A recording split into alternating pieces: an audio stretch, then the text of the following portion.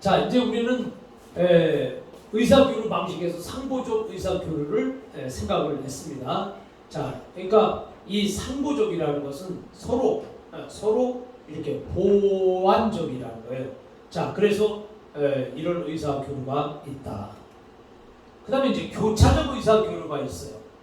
그래서 교차적 의사교류라는 것은 질문하거나 의견을 제시하는데 화를 내거나 성질을 부릴 때 일어나는 교류예요.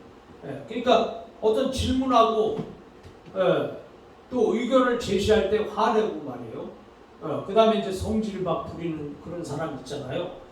그래서 반응하는 사람이 재빨리 자신의 어른자를 활용하여 대화 패턴을 바꾸지 않는 한 대화는 교착 상태에 빠지게 되는 거죠.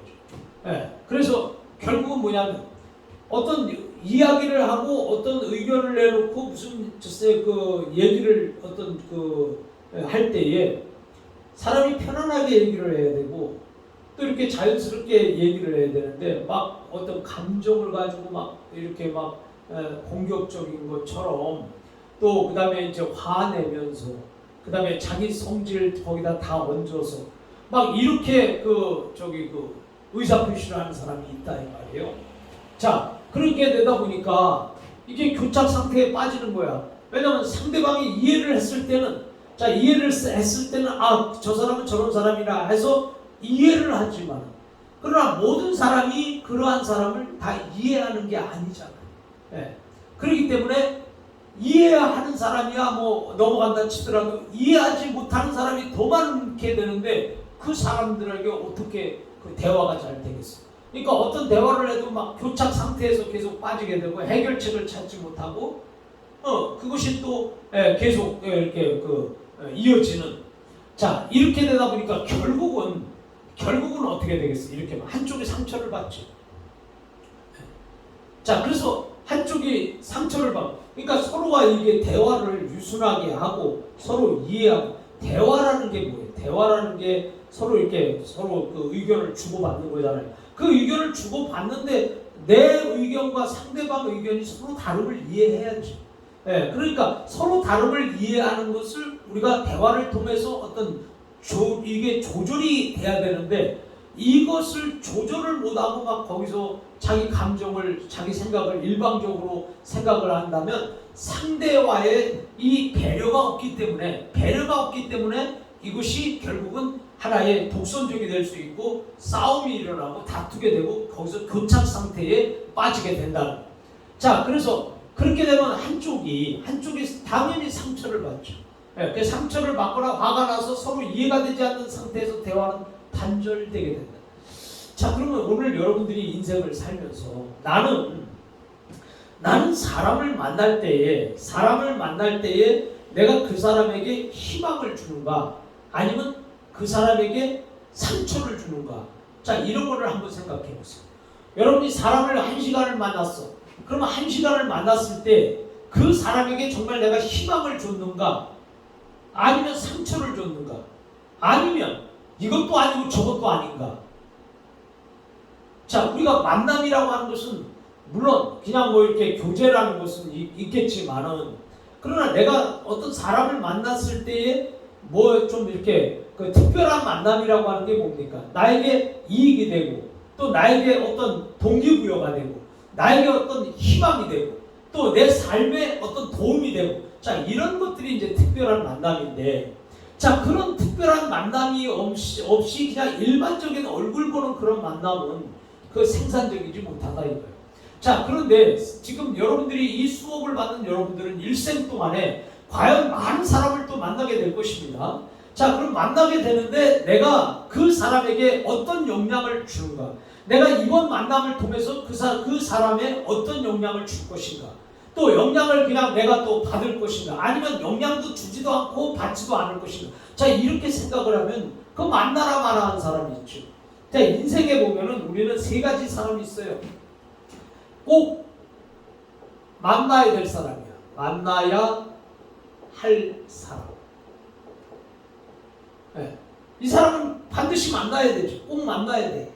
그래서 이 사람을 만남으로 문제가 해결되고 또 이 사람을 만남으로 또 삶의 어떤 방식이 정해지고 또 내 인생에 도움이 되고, 또 이 사람을 만남으로 인해서 내가 기쁨과 즐거움이 있고, 또 이 사람을 만남으로 인해서 내 인생에 정말 많은 새로운 변화가 나타날 수 있다면 이 사람은 꼭 만나야 될 사람이죠. 예. 그래서 여러분 꼭 만나야 될 사람을 만나고 있습니까? 아니면 여러분이 다른 사람에게, 혹 여러분이 만나는 그 사람에게 꼭 만나야 될 사람이라고 인정을 받을 수 있냐 이거예요. 자, 그러니까 우리가 만남을 조절해야 돼. 인간은 누구든지 수없이 많은 사람을 만나게 됩니다.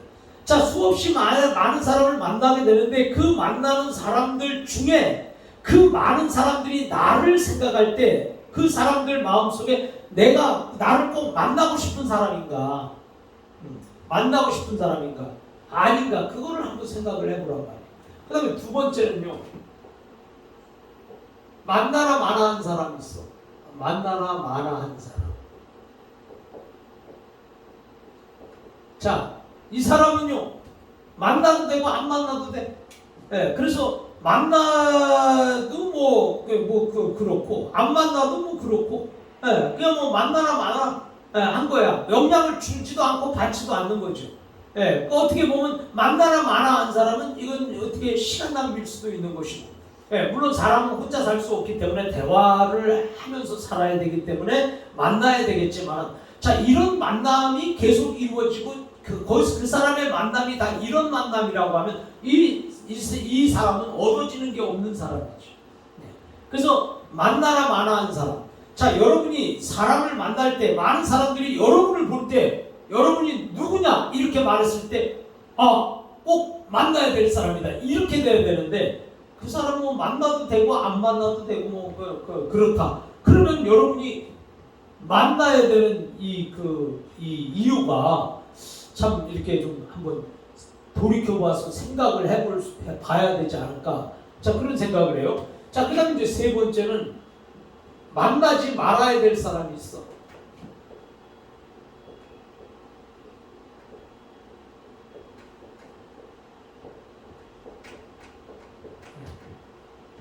자, 이거는 뭐냐? 이 사람은 누구를 만나느냐에 따라서 사람이 인생이 바뀝니다. 네. 그리고 사람은요, 그 누구를 만나느냐에 따라서 그 사람의 레벨이 결정되어지는 거예요. 또 누구를 만나고 누구와 어울려서 사느냐에 따라서 그 사람의 거기에 그 인생이 바로 그거와 같은 우리의 인생이 되는 거예요. 자, 그런데 사람은 꼭 만나야 될 사람을 만나면 내 인생이 업그레이드가 되죠. 네. 그런데 반대로 만나지 말아야 될 사람도 있거든요. 이 세상에는 꼭 다 만나야 되는 건 아니에요.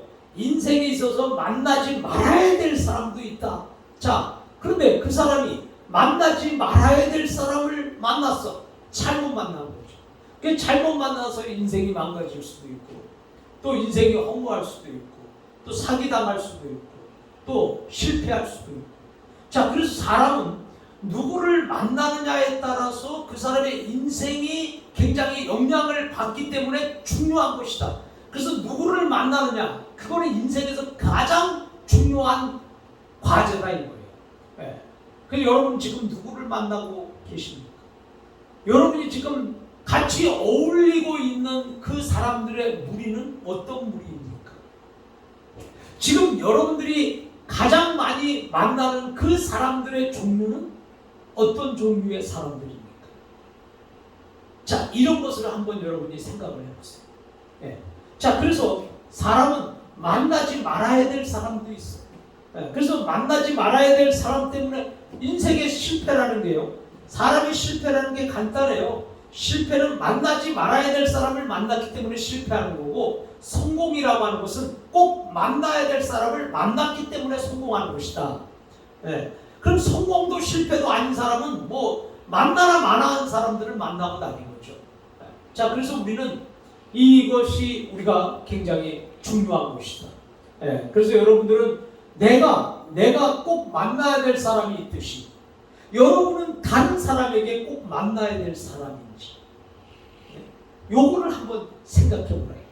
자, 그래서 여러분은 지금 이렇게 공부를 하면서 여러분이 그래도 맞고 다른 사람이 여러분을 생각할 때 꼭 만나고 싶은 사람, 저 사람은 꼭 만나야 될 사람, 내 인생에서 만나야 될 사람, 자 이런 사람으로 여러분이 남는다고 하면 여러분이 얼마나 그 인생이 보람되고 여러분의 인생이 얼마나 이게 퀄리티가 있겠냐 이거예요. 그래서 여러분들이 사람 만나는 것, 이 사람 만나는 것, 사람 만남을 통해서 관계가 이루어지는 거잖아요. 그래서 인간관계는 누구를 만나느냐에 따라서 그 사람이 성공할 수도 있고 실패할 수도 있는 거예요. 그래서 성공과 실패는 꼭 만남으로 이루어지는 것이다. 내가 성공할 사람을 만나면 성공하는 것이고 실패할 사람을 만나면 실패하는 것이다. 이게 정해져 있는 거예요. 그러니까 실패하는 사람들을 잘 보세요. 실패하는 사람들을 가만히 보면 만나는 사람들을 꼭 만나지 말아야 될 사람들을 만나기 때문에 실패하는 거예요. 그 다음에 성공하는 사람들을 잘 보세요. 성공하는 사람들을 이렇게 보면은 그 사람들은 진짜 꼭 만나야 될 사람을 만나요. 그게 다른 거예요. 그러니까 여러분들은 지금 뭐 누구를 만나고 다니십니까? 자, 이렇게 우리가 생각을 해볼 수 있습니다. 자, 그래서 오늘 여기에 교차적 의사 교류에는 이처럼 반응하는 사람이 재빨리 자신의 큰 자아를 활용해서 대화 패턴을 바꾸지 않는 한 그 대화는 교착 상태에 빠지게 되고 화부터 내니까 질문할 때 이렇게 화내고 성질 부리니까 이게 한쪽이 상처를 받고 화가 나서 서로 이해관계가 되지 않고 그래서 그 관계가 단절되어지는 이런 경향이 있다는 거예요. 자, 그 다음에 이제 이면적 의사교류라는 게 있어요. 자, 이면적 의사교류는 한꺼번에 두 가지 메시지가 전달되는 경우예요. 그래서 서로가 감정과 생각을 솔직하게 의사소통을 하고 있지 않기 때문에 자, 이게 참 중요해요. 서로가 감정과 생각을 솔직하게 의사소통을 해야 되는데 자, 이 의사소통에서 감정과 생각을 솔직하게 말하지 않기 때문에 서로의 생각이나 감정을 이해하기가 어렵습니다. 그런 사람 있잖아요. 어떤 사람은 사람과 대화를 할 때 벌써 한자를 깔고 하는 사람이 있어요. 또 사람과 대화할 때 페르소나를 딱 쓰고 하는 사람이 있죠. 자, 그런 사람들은 자기 속에 있는 얘기도 안 하고요. 또 속에 진실도 말하지 않아요. 그러니까 이렇게 되다 보니까 의사소통에 문제가 생기고 서로 감정과 생각이 달라. 그래서 서로 이해하기가 어려운 거다. 자, 이래서 그 이면적 의사교류가 바로 이것입니다. 자, 그 다음에 번외 자아 상태예요. 번외 자아 상태를 보면 바람직한 교류의 방법이 있어요. 그러면 바람직한 교류라고 하는 것은 어떤 것이냐? 그 바람직한 교류 방법은 무엇보다도 우선 상보적 의사교류를 하는 것이다. 서로가 보완적인, 서로가 이해하고 서로가 함께 가는, 그리고 서로가 대화가 통하는, 소통이 잘 되는, 자, 이런 교류를 하는 것이다 이거예요.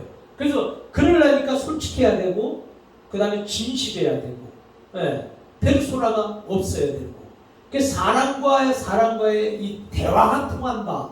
자, 이 말은 그 사람이 솔직하게 말할 수 있는. 근데 이제 상대방도 그 사람을 못 믿으니까 속에 있는 얘기를 못 하는 거죠. 솔직하지 못한 거죠. 왜 사람들이 솔직하지 못하냐? 못 믿으니까. 만약에 믿으면 솔직한데 믿지 못하기 때문에 솔직하지 못합니다. 또 어떻게 그 사람이 나올지 모르기 때문에 거기에 대한 지식이 없기 때문에 그 사람을 잘 알지 못하기 때문에 결국 이런 문제가 생기는 것이죠. 그래서 우리는 이 바람직한 교류 방법, 자, 이것은 상보적 의사교류가 있어야 된다.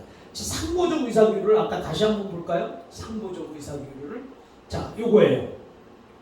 자, 상보적 의사교류라는 것은 서로 질의응답하거나 문제를 해결하기 위해서 아이디어를 서로 주고받는 거예요. 서로 주고받는 거예요.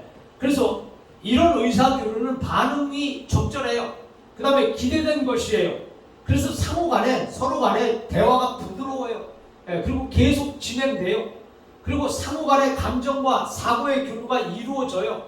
그리고 친밀한 관계로 발전을 하는 거예요. 요게 상보적 의사교류라는 거예요. 자, 그래서 우리는 우리가 여기서 보면 이면적, 바람직한 의사 교류의 방법에서 자, 상보적 의사 교류를 해야 된다. 그 다음에 두 번째는 상대방 말의 이면에 숨겨있는 감정을 추측하여 그 기분에 반응하는 것이 좋다. 자, 이건 뭐냐면 상대방 말의 다른 면, 상대방이 나 당신 뭐 싫어요 이랬지만은 그 진짜 싫어서 싫은 건지 아니면 좋아하면서도 싫다고 말하는 건지, 자, 그런 것을 이제 숨겨져 있는 감정이죠. 자, 이런 것들을 추측을 잘해서 그 기분에 반응하는 것이 좋다. 그러니까 어떤 상대방이 말하는 것을 100%다 이게 받아들이는 것도 문제는 돼요. 왜냐하면 사람은 다 페르소나를 쓰고 있기 때문에, 사람은 누구든지 다 가면을 쓰고 있잖아요. 그래서 굉장히 그 뭐 이렇게 보면 뭐 거룩한 척, 뭐 의로운 척, 뭐 진실한 척, 위대한 척 이렇게 하지만 그러나 그것도 페르소나에 불과한 것이다. 자, 그래서 이 상대방 말의 이면에 그 말하는 그 뒷면에 숨겨져 있는 감정을 추측해서 그 기분에 반응하는 것도 바람직한 교류의 방법이다. 이거죠. 그래서 요 상대방 말의 이면에 숨겨져 있는 감정을 추측한다는 것이 쉬운 건 아니에요. 쉽지는 않지만 그래도 그 사람의 말을 들어보거나 행동을 보면은 어느 정도 파악하고 추측은 가능하다는 거죠. 그래서 그 기분에 반응하는 것이 좋다는 거예요. 그 다음에 갈등 상황이 생기거나 불편한 마음이 들 때는 어른 자아 상태를 작동시켜서 아버지와 어린 자아 상태의 반응을 통제한다. 자, 그래서 갈등 상황이 생겼어. 그래서 불편한 마음이 생겼어. 자, 이럴 때는 어른 자아 상태를 작동시키라는 거예요. 그래서 아버지와 어린이 자아 상태의 반응을 우리가 통제한다는 거죠. 그러므로 바람직한 교류의 방법을 우리가 지금 배우고 있습니다. 자, 이번엔 성격 평가예요.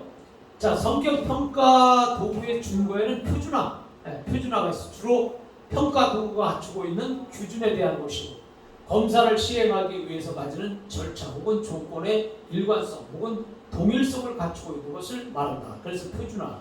그 다음에 객관성이 있어야 된다. 성격을 검사할 때, 평가를 할 때는 당연히 표준화가 있어야 되고, 두 번째는 객관성이 있어야 되겠죠. 왜냐하면 평가하는 사람의 주관적인 편견을 피하는 것으로서 평가 혹은 채점자 간의 신뢰도가 높을 때 객관성이 높다고 할 수 있는 거죠. 그러니까 너무 주관적으로 치우쳐버리면 안 되는 거예요. 그래서 표준화와 객관성. 그 다음에 세 번째는요, 신뢰도가 있어야 되는 거예요. 평가 도구가 시간의 경과에도 불구하고 반응의 일관성을 보이는 것을 말해요. 자, 그때는 그게 맞았는데 시간이 지나니까 안 맞는다. 그건 신뢰도가 없는 거예요. 그 신뢰도라고 하는 것은 처음과 끝이 언제를 해도 똑같을 수 있는 어떤 그 표준화가 돼야 된다는 거죠. 그래서 일관성이 보여져야 되는 거예요. 이게 신뢰도예요. 그 다음에 타당도라고 하는 것은 평가 도구가 측정하고자 하는 것을 충실히 재고 있는가에 관한 것이에요. 그래서 검사를 구성하고 있는 내용이 평가자의 의도했던 내용을 얼마나 정확하게 측정하는가를 말하는 거죠. 이 측정이 정말 타당성이 있냐. 그래서 이게 정말 적당하고 가장 탁월한 선택이냐. 타당성. 자, 그래서 타당도라고 그래요. 그거를 우리가. 자, 그 다음에 이제 심리 평가 방법에는 심리 검사법이 있어. 성격을 측정하기 위해서 가장 일반적으로 사용되는 것이 심리 검사예요. 그 다음에 심리 검사는 사람들의 행동, 겉으로 나타나는 행동, 그 다음에 속에 있는 사고, 감정, 행위를 표본 추출을 통해서 얻은 결과를 표준화시켜서 비교하는 체계적 과정이 바로 심리 검사법이다. 자, 그 다음에 이제 면담법이 있어요. 면담. 자, 그러면 이건 상담 및 심리치료 상황에서 상담자가 내담자의 성격을 평가하기 위해서 자료를 수집하는 가장 중요한 수단이 면담이다. 서로 만나서 이야기하고 질문하고 대답하고, 자, 이렇게 해서 상대방을 이해하는 거죠. 이게 면담법이에요. 그래서 실제로 면담 자료가 없다면 대부분 심리검사 결과는 의미가 없다. 그래서 심리검사만 해갖고는 그 사람을 알 수가 없잖아요. 심리검사를 했어도 면담, 자, 이런 것들이 이제 이야기를 주고 나누봐야 그 사람의 심리를 그래도 어느 정도 알 수가 있는 것이다. 검사 한 가지만 갖고는 이게 좀 부족하다는 얘기예요. 자, 그래서 우리는 평가 방법이라는 게 있어요. 평가 방법. 자, 행동평가법이 있어요. 행동평가법. 자, 성격평가의 행동평가는 개인이 주어진 환경에 상호작용하는 방식에서 명백히 관찰할 수 있는 행동에 관점을 둔다. 그리고 관찰하는 주어진 상황에서 개인의 행동을 평가하는 거예요. 자, 그러니까 이 행동평가법은 뭐냐면 그대로 행동을, 그 사람의 행동을 보고 평가를 하는 거예요. 행동을 중심으로. 그러니까 그 사람의 사고 생각보다도 그 사람이 겉으로 나타나는 행동을 중심으로 평가하는 거다. 그래서 행동평가법이에요.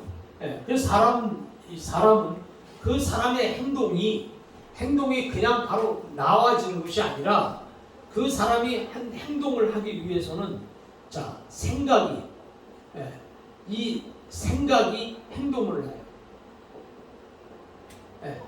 그래서 이 행동하기 전에 그 사람의 사고, 생각 속에서 이 행동이 나타나는 거예요.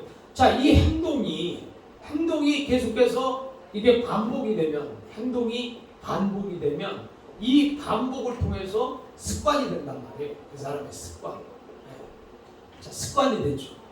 자, 그 다음에 이 습관이 오랫동안 고착이 되면 이 습관이 고착이 되는 거예요. 이 습관이 고착이 되면 그것이 바로 그 사람의 인격이 되는 것이다. 그래서 우리는 어떤 면에서는 생각 자체가 인격 끝에 가서 자, 인격을 형성하는 것인데 그 중에서 이 생각에서 바로 나오는 이 행동이라고 하는 것은 굉장히 중요한 것이다. 그래서 사람은 이 행동을 생각대로 다 행동을 하면 안 돼요.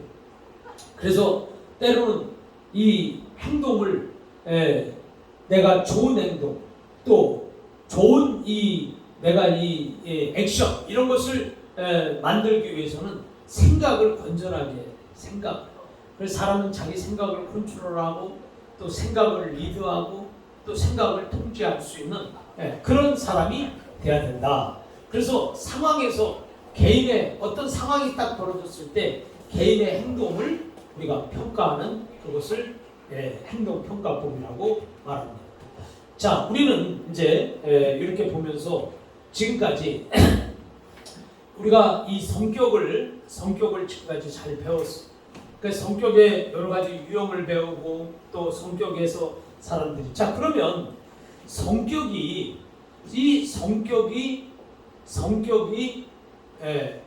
이게 뭐 좋고 좋다, 그 다음에 나쁘다.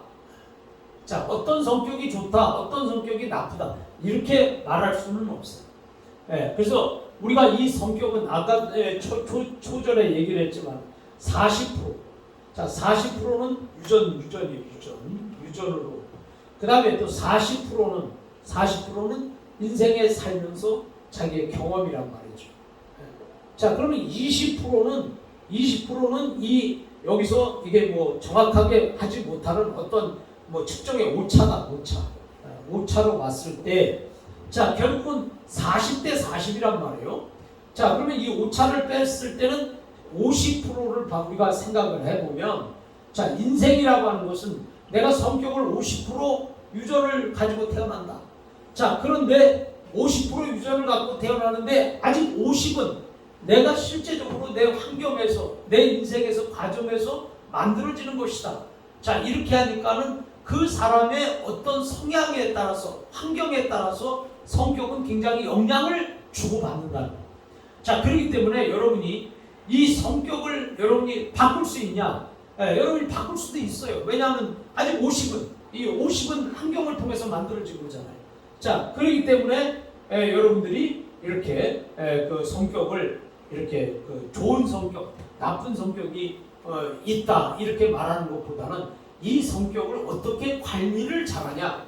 그 성격 관리 이걸 잘해야 되는. 그 성격 관리를 잘함으로 여러분이 성공할 수도 있고 또 성격 관리를 잘 못함으로 실패할 수도 있다.